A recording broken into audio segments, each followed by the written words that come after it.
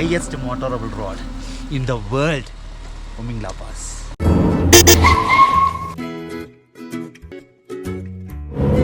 Good morning. നമ്മൾ ഇന്നലെ ഹാൻലയിൽ എത്തുമ്പോൾ വളരെ ലേറ്റായി.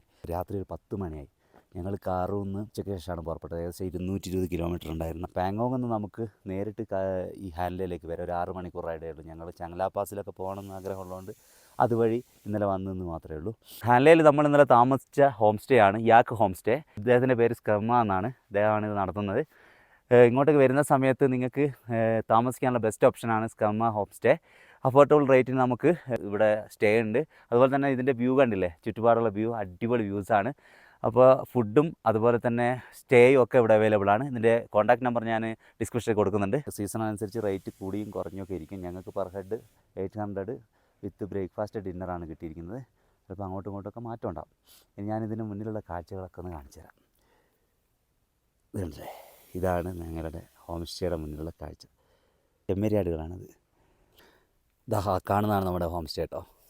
ഞാനിങ്ങോട്ട് നടന്നിട്ട് ഈ ഒരു ചെമ്മരിയാടിൻ്റെ ഫാമിൻ്റെ അടുത്ത് ജസ്റ്റ് ഒന്ന് വന്നതാണ്. ആടുകളൊക്കെ ഇങ്ങനെ പുറത്ത് പോകാൻ വേണ്ടിയിട്ട് വെമ്പി നിൽക്കുകയാണ്. ചെറിയൊരു ആട്ടുംകുട്ടീനെ കണ്ടില്ലേ, അടിപൊളി. മൂപ്പരിങ്ങനെ പുറത്തിറങ്ങിയല്ലോ. മൂപ്പര് മെല്ലെ ആ ചെറിയൊരു ഹോളിലൂടെ പുറത്തിറങ്ങിയതാ.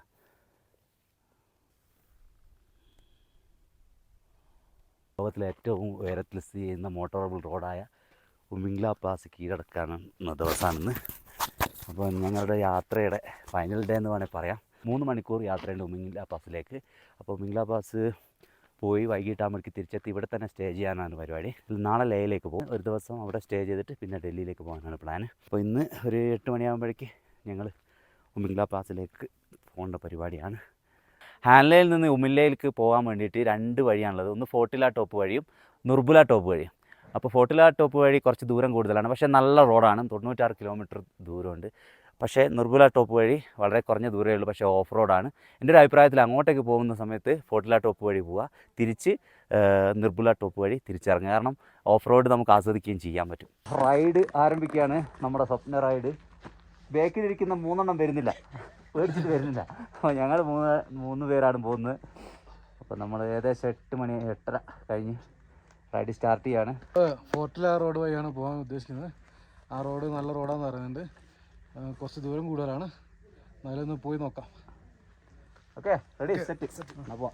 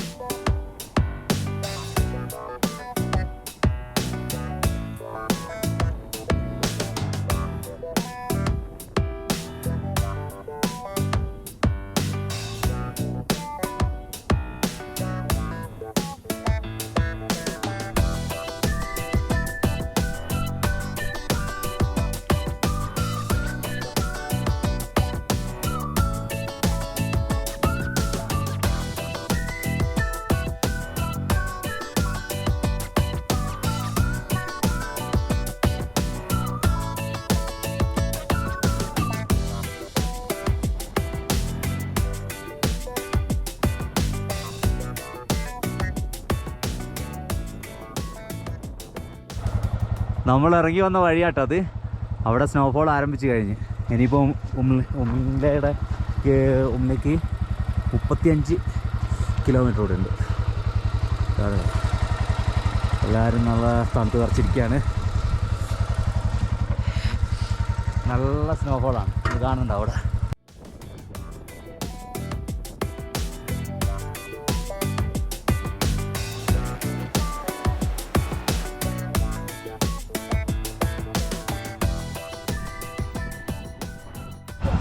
നല്ല സ്നോഫോൾ ഉണ്ട്, മുകളിൽ സ്റ്റാർട്ട് ചെയ്തിട്ടുണ്ട്. ചിലപ്പോൾ ഉമിംഗ്ല ക്ലോസ് ചെയ്യാൻ സാധ്യതയുണ്ട്, പെട്ടെന്ന് തന്നെ പോകേണ്ടതുണ്ട്. കുറേ റൈഡേഴ്സൊക്കെ ഇവിടെ ഉണ്ട്, ചായ കുടിക്കാനൊക്കെ ഇറങ്ങിയിട്ടുണ്ട്. എന്തായാലും സ്നോഫോൾ നന്നായിട്ടുണ്ട് ഉണ്ടല്ലേ. പെട്ടെന്ന് തന്നെ പോകണം. ഓക്കെ,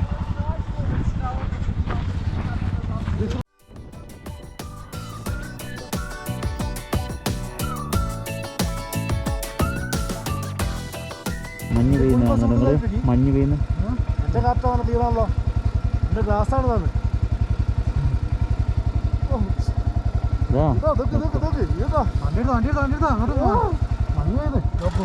ഇതാണ് മഞ്ഞ്. ഇതാണ് മക്കളെ കാണും നിങ്ങൾ മഞ്ഞ്. കുപ്പിയിലാക്കി കൊണ്ടുപോകണം നമുക്ക്. കണ്ണു തുറന്ന് കാണും. കാണുന്നില്ല സുഹൃത്തുക്കളെ. സുഹൃത്തുക്കളെ കാണും. സുഹൃത്തുക്കളെ മഞ്ഞ് ഇതാ ആരെ കാത്തിരിക്കാതെ.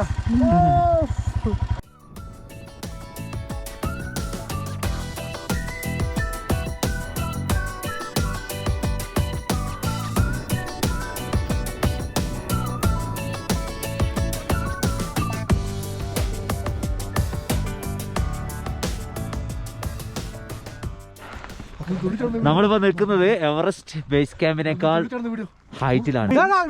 മനസ്സിലായില്ല. തുള്ളിച്ചാലോ നിങ്ങൾ ആക്കുന്നോ?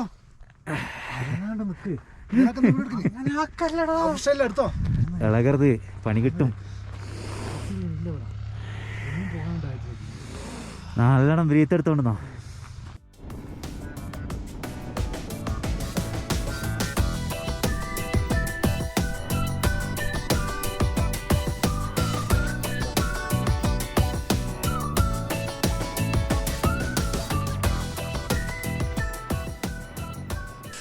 അങ്ങനെ നമ്മൾ ലോകത്തിൻ്റെ നെറുകയിൽ എത്തിക്കഴിഞ്ഞു. Highest motorable road in the world, Umlingla pass നമ്മൾ കീഴടക്കി കഴിഞ്ഞു. നല്ല സ്നോഫോളാണ്. കൈയൊക്കെ തണുത്ത് വിറയ്ക്കുന്നു. എന്നാലും ഞങ്ങൾ അതൊക്കെ തരണം ചെയ്തുകൊണ്ട് ഇതിന് മുന്നിലെത്തിക്കഴിഞ്ഞു. ആണല്ലേ മഞ്ഞ് പെയ്യുന്നത്. ഹയസ്റ്റ് ഓക്സിജൻ കഫേ ഇവിടെയാണ് സ്ഥിതി ചെയ്യുന്നത്. ഇതിൻ്റെ മുകളിൽ ഒന്ന് കയറി വെക്കാം. സ്റ്റപ്പൊക്കെ മഞ്ഞ് വീണ് മൂടി കിടക്കുകയാണ്.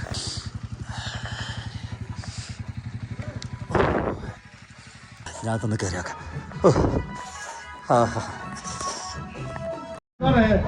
स्टिकर भी दो.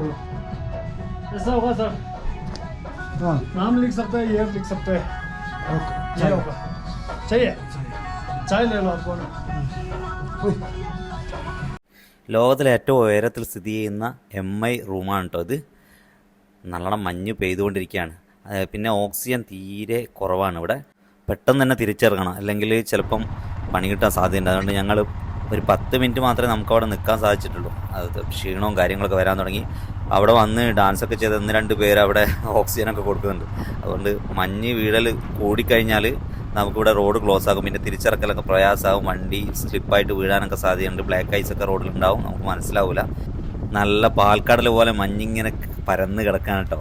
പക്ഷെ കാണാൻ നല്ല ഭംഗിയാണ്. പക്ഷെ നല്ല ഗ്ലൗസ് അല്ലെങ്കിൽ നമ്മുടെ കൈയൊക്കെ മരവിച്ചു പോകും. ഞങ്ങളുടെ അത്ര നല്ല ക്വാളിറ്റിയുള്ള ഗ്ലൗസ് ഒന്നുമല്ല. അതുകൊണ്ട് തന്നെ നല്ലോണം തണുത്ത് മരവിക്കുന്നുണ്ട് കൈയിൻ്റെ കൈയൊക്കെ. വിരലുകളൊക്കെ ഇങ്ങനെ തൊട്ടാൽ പോലും അറിയാത്ത രീതിയിൽ ഇങ്ങനെ മരവിച്ച് കിടക്കുകയാണ്.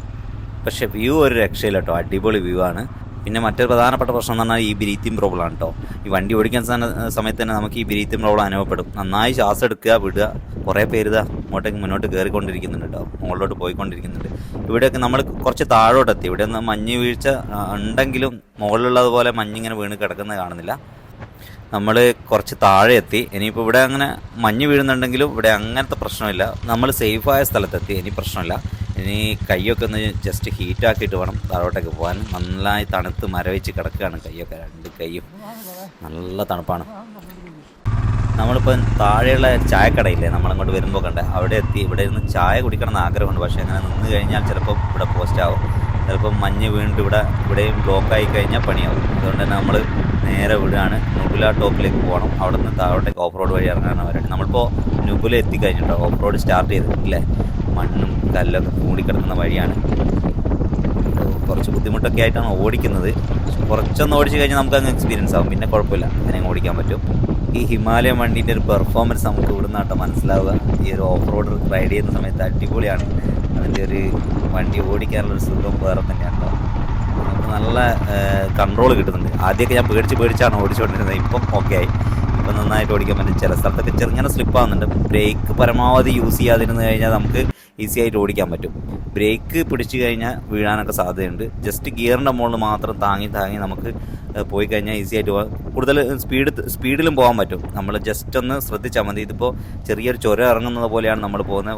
വളഞ്ഞ് പുളഞ്ഞാണ് പോകുന്നത്. ചില സ്ഥലത്ത് നല്ല തിരിവുകളുണ്ട്. അവിടെയൊക്കെ ഇങ്ങനെ മഞ്ഞ് പെയ്തിട്ട് ഇങ്ങനെ നനവായിട്ട് കിടക്കുകയാണ് റോഡ്. അതുകൊണ്ട് തന്നെ കുറച്ചുകൂടി ശ്രദ്ധിച്ചിട്ട് പോകണം. നേരെയുള്ള റോഡ് കൂടി കുഴപ്പമില്ലാതെ നമുക്ക് കുറച്ചുകൂടി സ്പീഡിലൊക്കെ പോകാൻ പറ്റും. ഓട്ടോമാറ്റിക്കായി നമുക്ക് കൺട്രോളും കിട്ടുന്നുണ്ട്. പക്ഷെ എന്നാലൊരു പേടിയുണ്ട് ഉള്ളിൽ, കാരണം വിസിബിലിറ്റി വളരെ കുറവാണ്. മുന്നോട്ട് കണ്ടില്ലേ, നല്ല മഞ്ഞിങ്ങനെ മൂടിക്കിടക്കുകയാണ്. അതുകൊണ്ട് തന്നെ കുറച്ചൊരു ബുദ്ധിമുട്ടുണ്ട് ഓടിക്കാനൊക്കെ. എന്നാലും അതും ആസ്വദിച്ചുകൊണ്ടാണ് ഞങ്ങൾ പോകുന്നത്.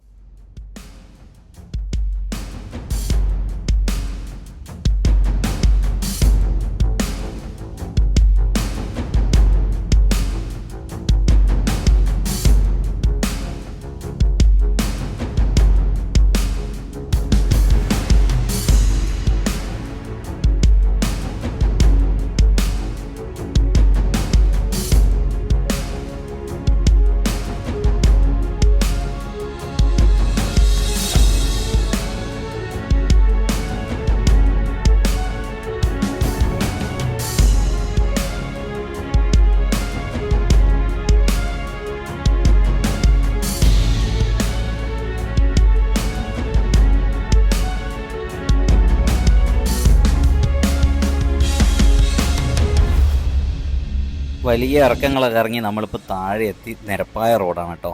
പക്ഷേ ഓഫ് റോഡ് തന്നെയാണ് ഇതും. പക്ഷേ ഓടിക്കാൻ സുഖമാണ്. മറ്റേ ഇറക്കാവുന്ന സമയത്ത് ബ്രേക്കൊക്കെ പിടിച്ച് സ്ലിപ്പായിട്ട് വീഴാനൊക്കെ സാധ്യതയുണ്ട്. പക്ഷേ ഇവിടെ അങ്ങനെയല്ല. പക്ഷേ ബ്രേക്ക് പിടിച്ചാൽ ഇവിടെയും വീഴാൻ സാധ്യതയുണ്ട്. മണ്ണ് അത്ര മുകളിൽ പൊന്തിങ്ങനെ കുഴഞ്ഞ് കിടക്കുന്നുണ്ടെങ്കിൽ ചില സ്ഥലത്തൊക്കെ നന്നായി സ്ലിപ്പാവാൻ സാധ്യതയുണ്ട്. നമ്മൾ വളയ്ക്കുന്ന സമയത്തൊക്കെ, ടെസ്റ്റ് ചെയ്യുന്ന സമയത്തൊക്കെ ചില സ്ഥലത്ത് ചെറിയ ഗട്ടറുകളൊക്കെ ഉണ്ട്. അമിതമായ സ്പീഡിലൊന്നും ഞങ്ങൾ പോയില്ല. എന്നാലും അത്യാവശ്യം നമുക്ക് കൺട്രോൾ കിട്ടുന്നുണ്ട് വണ്ടി ഓടിക്കുന്ന സമയത്ത്. പിന്നെ ഈ വഴി മുകളിലോട്ട് കയറാട്ടോ, കുറച്ച് റിസ്ക്കാണ്. കയറുന്നതുകൊണ്ട് കുഴപ്പമില്ല. പക്ഷേ മഞ്ഞ് വീഴുന്ന സമയത്താണ് നമ്മൾ കയറുന്നത് വെച്ചാൽ മുകളിലോട്ട് കയറുമ്പോൾ സ്ലിപ്പാകാൻ സാധ്യത കൂടുതലാണ്. സ്ലിപ്പായിട്ട് വീഴാനൊക്കെ സാധ്യതയുണ്ട്. ബ്ലാക്ക് ഐസ് എന്തായാലും ഉണ്ടാവും. അപ്പോൾ ആ സമയത്ത് ഈ വഴി കയറാത്തതാണ് നല്ലത്. തിരിച്ചിറങ്ങുന്ന സമയത്ത് ഇത്ര വലിയ കുഴപ്പമായിട്ട് തോന്നിയിട്ടില്ല.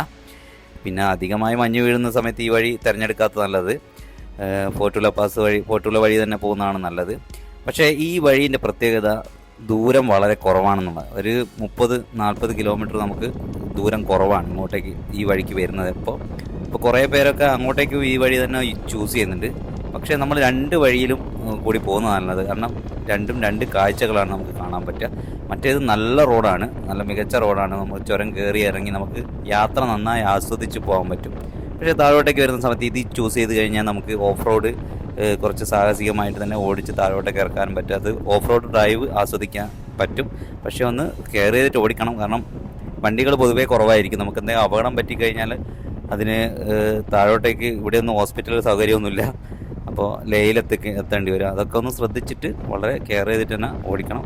അല്ലാതെ ഗ്രൂപ്പായിട്ടൊക്കെ വരുന്ന സമയത്ത് അവരുടെ കയ്യിൽ മെഡിക്കൽ കിറ്റും കാര്യങ്ങളുമായിട്ട് റിക്കവറി വേനും വാഹനങ്ങളൊക്കെ ഉണ്ടാവും. അങ്ങനെയാകുമ്പോൾ നമ്മൾ പേടിക്കേണ്ട ആവശ്യമില്ല. നമ്മൾ സ്വന്തമായിട്ട് ഇതുപോലെ വാഹനങ്ങൾ എടുത്ത് വരുന്ന സമയത്ത് ഇന്നുകൂടി കെയർ ചെയ്യുന്നത് നല്ലതായിരിക്കും. നമ്മളിപ്പോൾ ഏകദേശം താഴെ എത്തി. നമ്മുടെ റൂമിൻ്റെ അടുത്തേക്ക് എത്താനായി. ഏകദേശം 2 കിലോമീറ്റർ 3 കിലോമീറ്റർ കൊണ്ട് നമ്മൾ റൂമിലേക്ക് എത്തും. ദൂരെ മലയുടെ മുകളിൽ ഇങ്ങനെ മഞ്ഞ് പെയ്യുന്ന കണ്ടില്ലേ. നമ്മുടെ മേഘങ്ങൾ വന്ന്, നമ്മുടെ നാട്ടിൽ ഇങ്ങനെ മേഘങ്ങൾ കൂടി വരുന്ന സമയത്ത് മഴ പെയ്യുക. പക്ഷേ ഇവിടെ മഞ്ഞാണ് പെയ്യുക മലയുടെ മുകളിൽ. രാവിലെ നോക്കിയ സമയത്ത് ഇങ്ങനത്തെ പ്രശ്നങ്ങളൊന്നുമില്ലായിരുന്നു. പിന്നെയാണ് പെട്ടെന്നാണ് ഈ മേഘങ്ങൾ വന്ന് ഉരുണ്ടുകൂടി മഞ്ഞ് പെയ്യാൻ തുടങ്ങിയത്. ഇന്നലെ നല്ല ക്ലിയർ ആയിട്ടുള്ള സ്കൈ ആയിരുന്നു. പക്ഷേ ഇന്നിപ്പോൾ കാലാവസ്ഥ മാറി. ഇവിടുത്തെ കാലാവസ്ഥ എന്നാണ് നമുക്ക് പ്രെഡിക്റ്റ് ചെയ്യാൻ പറ്റാത്ത തരത്തിലുള്ള കാലാവസ്ഥയാണ്. അപ്പോൾ എന്തായാലും നമുക്കതിന് ബേസ് ക്യാമ്പ് വരെ എത്താൻ പറ്റും. നമ്മൾ നേരത്തെ കയറിയ ചായക്കടയും കാര്യങ്ങളൊക്കെ ഉള്ള സ്ഥലമുണ്ട്. അവിടെ വരെ എത്തിക്കഴിഞ്ഞാൽ നമുക്ക് മനസ്സിലാക്കാം മഞ്ഞ് പെയ്യുന്നുണ്ടോ ഇല്ലയോ എന്ന്. ഏകദേശം അവിടെ എത്തുമ്പോഴേക്കും നമുക്ക് മനസ്സിലാക്കാൻ പറ്റും. ഹെവി സ്നോഫോളൊക്കെ ആണെങ്കിൽ ഉമിംഗ്ല പാസിലേക്ക് പോകാതാണ് നല്ലത്. നമുക്ക് തിരിച്ചിറക്കൊക്കെ വളരെ ബുദ്ധിമുട്ടായി മാറാൻ സാധ്യതയുണ്ട്. ഇതൊരു റിക്കവറി വാനാണ് കേട്ടോ. മുന്നിൽ പോകുന്ന ഇവരുടെ കൂടെ കുറേ ബൈക്കേഴ്സ് ഉണ്ട്. അപ്പോൾ ബൈക്കേഴ്സിന് എന്തെങ്കിലും ക്ഷീണമൊക്കെ വന്നാൽ വിശ്രമിക്കുകയും അതുപോലെ തന്നെ അതിനെന്തെങ്കിലും കംപ്ലയിൻറ്റ് വന്നു കഴിഞ്ഞാൽ അത് നന്നാക്കുകയൊക്കെ ചെയ്യാനുള്ള സാധനങ്ങൾക്ക് ആ റിക്കവറി വാനിലുണ്ടാവും. നമ്മളിപ്പോൾ നല്ല റോഡിലേക്ക് പ്രവേശിച്ച് കുഴപ്പമില്ലാത്ത റോഡിലൂടെയാണ് നമ്മൾ പോകുന്നത്. അതുകൊണ്ട് അത്യാവശ്യം സ്പീഡിൽ തന്നെയാണ് നമ്മൾ മുന്നോട്ട് പോകുന്നത്. അങ്ങനെ നമ്മൾ ഉമിംഗ്ല പാസ് കീഴടക്കി വിജയകരമായി പൂർത്തിയാക്കി നമ്മൾ താഴെ എത്തിക്കഴിഞ്ഞു. ഇപ്പോൾ സമയം ഏകദേശം 3 മണിയാകാറായി. ഇനി എന്തായാലും നമ്മൾ ഇവിടെ താമസിച്ചിട്ട് നാളെയാണ് ലേയിലേക്ക് പോകുന്നത്.